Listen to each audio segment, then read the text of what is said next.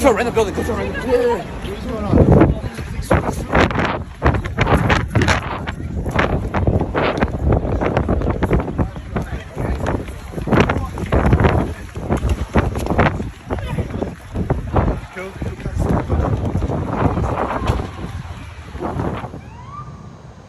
We're going to find them. I promise you that. They will be held accountable, and that's going to happen in short order. And the next time we stand before you, we're going to be talking about who they are, and we're going to be talking about criminal charges being placed against them. It shouldn't happen. It can't happen. We join the community. This isn't acceptable to any of us. Any of us. So enough. We're going to find these guys and hold them accountable. So I'll turn it over to Chief Riley, and then we'll stand ready to take some questions. Thanks. Good afternoon. Today, just after 2:45 this afternoon, our 911 communications center started to receive several phone calls from community members stating that there had been a shooting inside of the Tyson's Center mall here. So our officers were already on scene. We had several officers that were assigned here, that were on location. They immediately started to go towards the location where people were calling in and telling us where the shooting took place. Officers also were dispatched that were on the road. They also came in.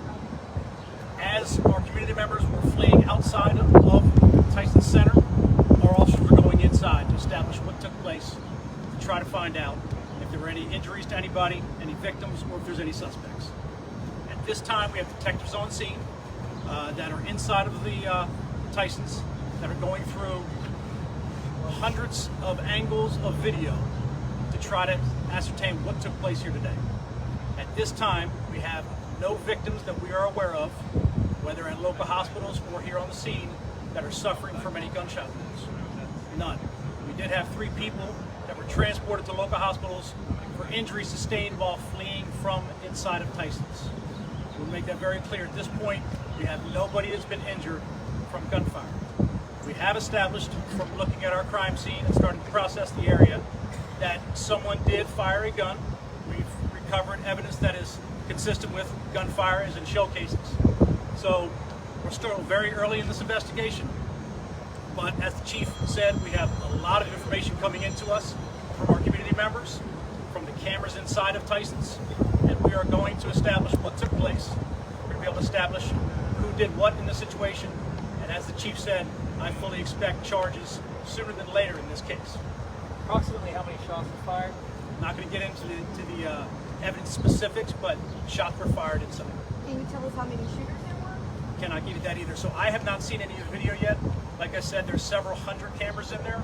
We're trying to get the video that shows all of what took place in this incident, and we will get there. We will get there this afternoon. But at this time, I can't tell you exactly what took place or how many shooters there were. Where exactly did the incident occur again? It was on the 2nd floor of the Tyson's Corner Center. Is it fair to say multiple shots? We've heard from witnesses. Multiple shots is fair to say. Can you tell us in between, like near what stores it happened? So it was on one of the walkways up there. It's a pretty big mall, so. Right. So it was just inside. I'm not going to get into any of the stores. I have not been inside the scene. I'm going there next. But it was on the 2nd floor of the Tyson's.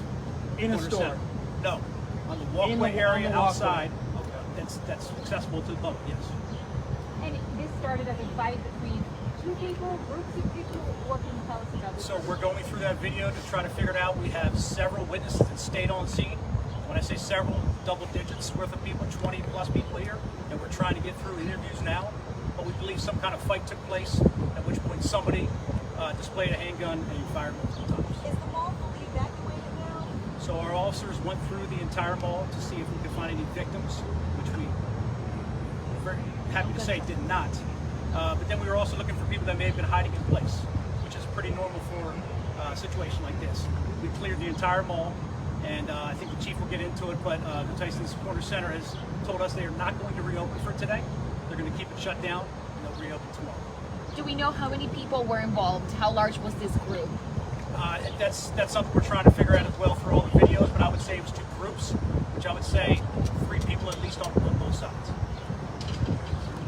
Do you have a timetable on when you'll be able to share a little bit more about what happened inside the mall? Just a lot of people want to know, like, kind of what happened, where it happened, or confirm when will you all be able to confirm that information? Sunday or Monday at the latest. We are, in a very short amount of time, very deep into this investigation. We're deep into this investigation with names, vehicles.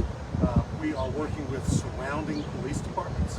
You can see today that the Virginia State Police immediately stepped up and provided a great amount of traffic control for us. So kudos to Virginia State Police, but our detectives, like always, in this National Capital Region where boundaries are tough to come by because they're so blurred, we're in contact with several other National Capital Region police departments, and because of that, in addition to other things, we're deep into this investigation, and we anticipate we'll stand before you again sometime tomorrow afternoon or Monday at the very latest with more information and hopefully news and closure. Do we know what kind of weapon was used? Now, we know it's a firearm that was capable of firing projectiles that had shell casings. So we have shell casing ballistic evidence on the scene. Several shell casings have been recovered, and hopefully we'll be able to answer that question a little bit later. You have a very large response here from multiple, like you said, multiple agencies. We had to evacuate a mall, a whole lot going on. Folks also want to know, how long do you guys plan to keep this area blocked off? How long will this investigation last into the night? As long as it needs to. And I know that's a cop-out of an answer, but we're going to do a thorough job. Fairfax County Fire and Rescue is here. They were on the scene immediately. And you know, the reputation of Fairfax County Fire and Rescue speaks for itself. They were here immediately to give aid. It's a patient-centric response. So we want to save lives. And that's why our response was so thorough, so comprehensive. We practice this. Our active violence incident preparation goes beyond police officers, but it also includes fire and rescue personnel as well. Can you tell us what time you received the call and what time you responded? So we received the call at 2:47. We were on scene at 2:47 because we have police officers that were working this location today when this incident happened. So it was an immediate response. Just to follow up on two things. First of all, you said we're deep into this investigation with names and license plates. Can you elaborate on that? Is that names of potential? I think I said vehicle descriptions and person descriptions. And here's the intention behind me telling you that. I think anytime this happens, the community wants to know, is there a threat at large, either in Tyson's Corner Center or in the immediate surrounding community. Thanks to our relationships with our surrounding jurisdictions and the detective work that's happening now, we are not at a whodunit phase in this investigation. We already have names. We have witnesses that we're interviewing right now. We're going through hundreds of cameras that have video footage that we want to continue to pursue.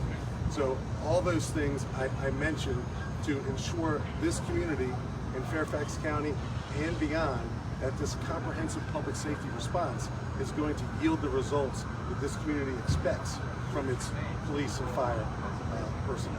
You say we're lucky there were no injuries today? Well, we're always fortunate that there's not an injury.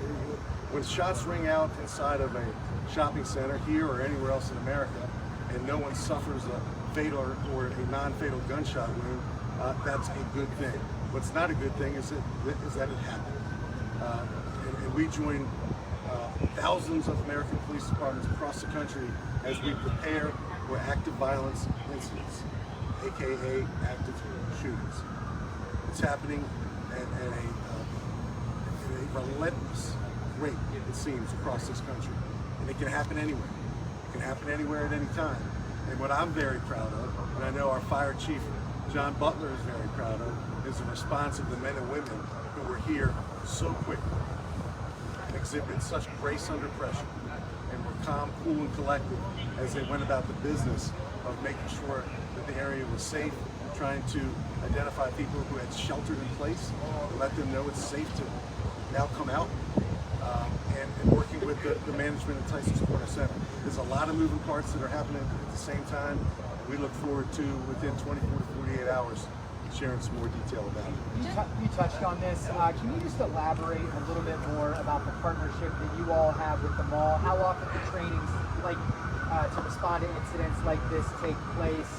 And also, can you give a rough estimation of how many officers were already on scene, doing their normal patrol inside the mall? There were several that are assigned to the mall today.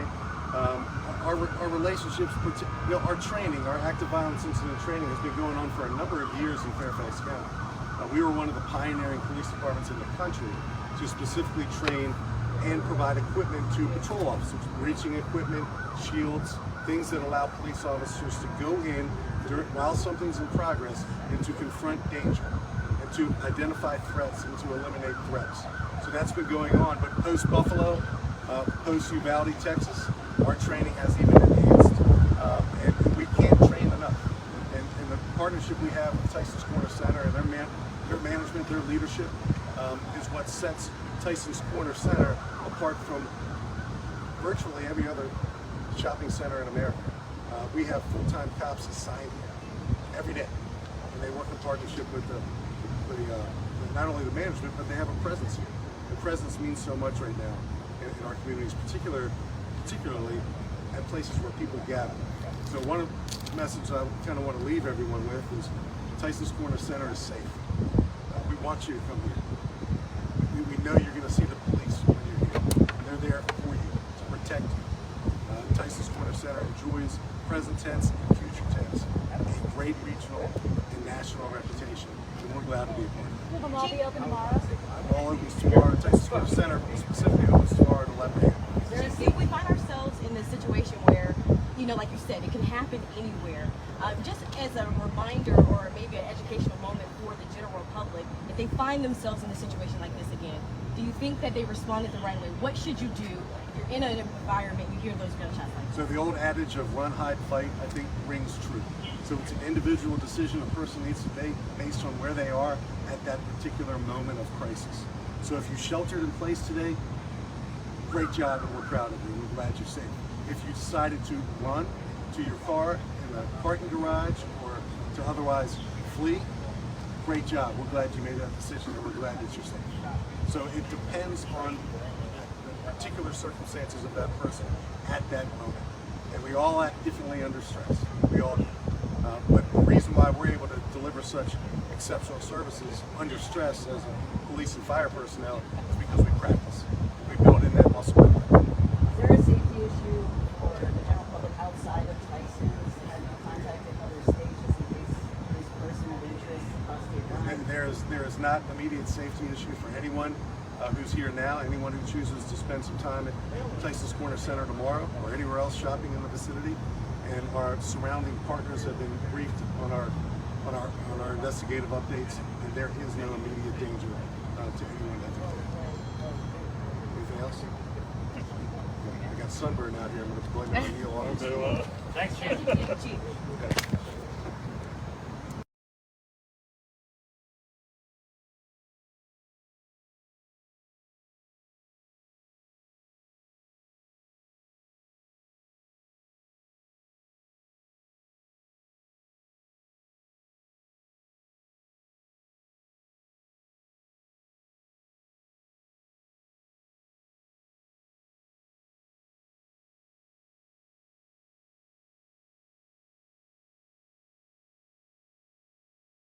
Be happy. You niggas should be happy like me.